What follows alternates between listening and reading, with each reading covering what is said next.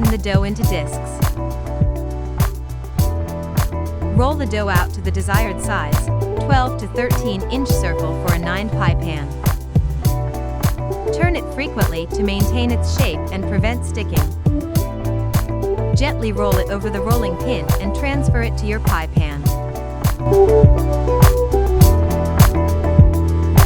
Press the dough evenly into the bottom and sides of the pie plate.